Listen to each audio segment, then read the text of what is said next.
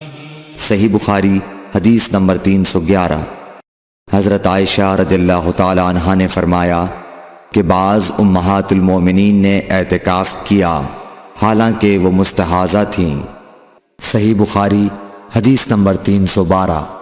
عبداللہ بن ابی نجیح نے مجاہد سے کہا کہ حضرت عائشہ رضی اللہ تعالی عنہا نے فرمایا کہ ہمارے پاس صرف ایک کپڑا ہوتا تھا جسے ہم حیض کے وقت پہنتی تھیں، جب اس میں خون لگ جاتا تو اس پر تھوک ڈال لیتی اور پھر اسے ناخنوں سے مسل دیتی۔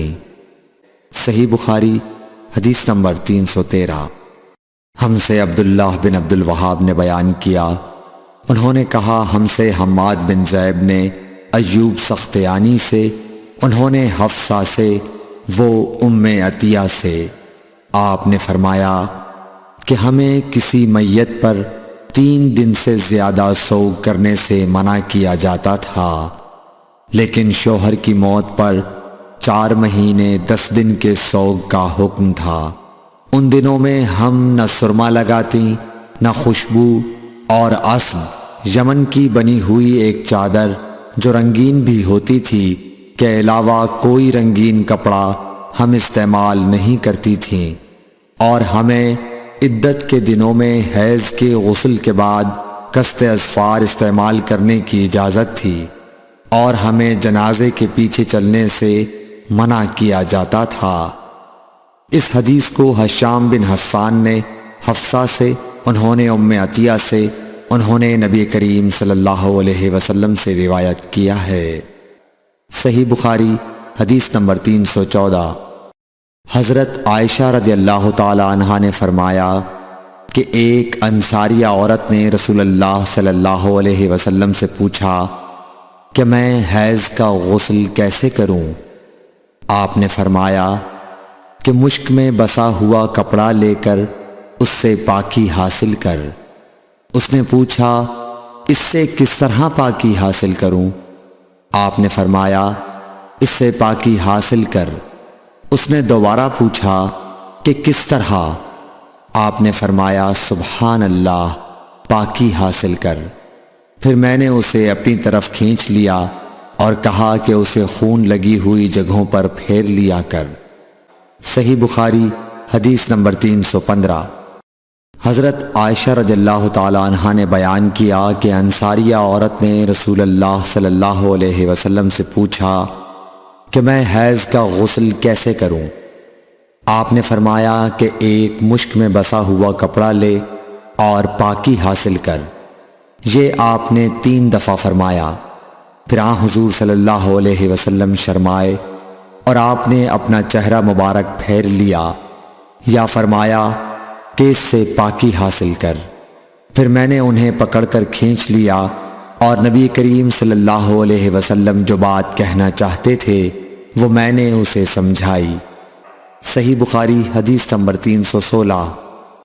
حضرت عائشہ رضی اللہ تعالی عنہا نے بتلایا کہ میں نے نبی کریم صلی اللہ علیہ وسلم کے ساتھ حجۃ الوداع کیا۔ میں تمتع کرنے والوں میں تھی اور ہدی یعنی قربانی کا جانور اپنے ساتھ نہیں لے گئی تھی۔ حضرت عائشہ رضی اللہ تعالی عنہا نے اپنے متعلق بتایا کہ پھر وہ حائضہ ہو گئیں اور عرفہ کی رات آ گئی اور ابھی تک وہ پاک نہیں ہوئی تھیں، اس لیے انہوں نے رسول اللہ صلی اللہ علیہ وسلم سے کہا کہ حضور آج عرفہ کی رات ہے اور میں عمرے کی نیت کر چکی تھی۔ رسول اللہ صلی اللہ علیہ وسلم نے فرمایا کہ اپنے سر کو کھول ڈال اور کنگاہ کر اور عمرے کو چھوڑ دے۔ میں نے ایسا ہی کیا۔ پھر میں نے حج پورا کر لیا اور لیلۃ الحصبہ میں عبد الرحمن بن ابو بکر کو حضور صلی اللہ علیہ وسلم نے حکم دیا وہ مجھے اس عمرے کے بدلے میں جس کی نیت میں نے کی تھی تنعیم سے دوسرا عمرہ کرا لائے۔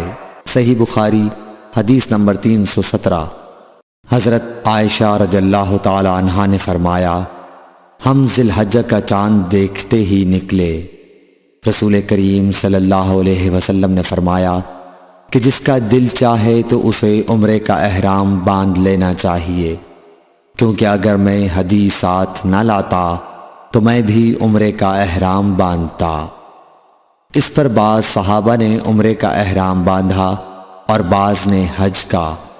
میں بھی ان لوگوں میں سے تھی جنہوں نے عمرے کا احرام باندھا تھا، مگر عرفہ کا دن آ گیا اور میں حیض کی حالت میں تھی۔ میں نے نبی کریم صلی اللہ علیہ وسلم سے اس کے متعلق شکایت کی تو آپ نے فرمایا کہ عمرہ چھوڑ اور اپنا سر کھول اور کنگھا کر اور حج کا احرام باندھ لے۔ میں نے ایسا ہی کیا، یہاں تک کہ جب حسبہ کی رات آئی تو رسول اللہ صلی اللہ علیہ وسلم نے میرے ساتھ میرے بھائی عبد الرحمن بن ابی بکر کو بھیجا۔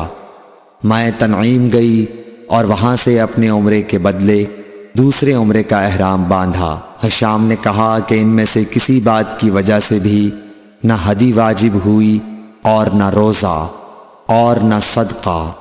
تنعیم حد حرم سے قریب 3 میل دور ایک مقام کا نام ہے۔ صحیح بخاری حدیث نمبر 318۔ حضرت انس بن مالک رضی اللہ تعالیٰ عنہ سے روایت ہے، نبی کریم صلی اللہ علیہ وسلم نے فرمایا کہ رحم مادر میں اللہ تعالیٰ نے ایک فرشتہ مقرر کیا ہے، وہ کہتا ہے اے رب اب یہ نطفہ ہے، اے رب اب یہ علقہ ہو گیا ہے، اے رب اب یہ مضغہ ہو گیا ہے۔ پھر جب خدا چاہتا ہے کہ اس کی خلقت پوری کرے تو کہتا ہے کہ مذکر یا مؤنث، بدبخت یا نیک بخت، روزی کتنی مقدر ہے اور عمر کتنی۔ پس ماں کے پیٹ ہی میں یہ تمام باتیں فرشتہ لکھ دیتا ہے۔ صحیح بخاری حدیث نمبر 319۔ حضرت عائشہ رضی اللہ تعالی عنہا فرماتی ہیں کہ ہم نبی کریم صلی اللہ علیہ وسلم کے ساتھ حجۃ الوداع کے سفر میں نکلے۔ ہم میں سے بعض نے عمرے کا احرام باندھا اور بعض نے حج کا۔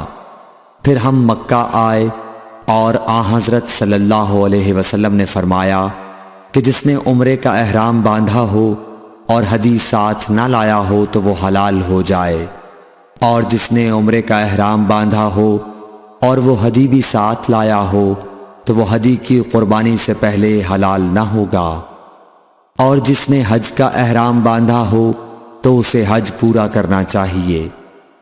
عائشہ نے کہا کہ میں حائضہ ہو گئی اور عرفہ کا دن آ گیا، میں نے صرف عمرے کا احرام باندھا تھا، مجھے نبی کریم صلی اللہ علیہ وسلم نے حکم دیا کہ میں اپنا سر کھول لوں، کنگھا کر لوں اور حج کا احرام باندھ لوں اور عمرہ چھوڑ دوں۔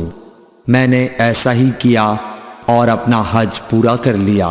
پھر میرے ساتھ حضرت صلی اللہ علیہ وسلم نے عبد الرحمن بن ابی بکر کو بھیجا اور مجھ سے فرمایا کہ میں اپنے چھوٹے ہوئے عمرے کے عوض تنعیم سے دوسرا عمرہ کر لوں۔ صحیح بخاری حدیث نمبر 320۔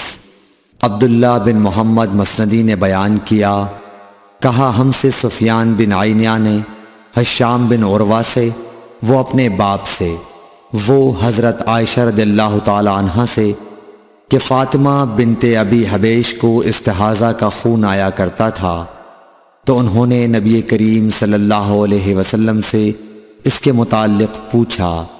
آپ نے فرمایا کہ یہ رگ کا خون ہے اور حیض نہیں ہے، اس لیے جب حیض کے دن آئیں تو نماز چھوڑ دیا کر، اور جب حیض کے دن گزر جائیں تو غسل کر کے نماز پڑھ لیا کر۔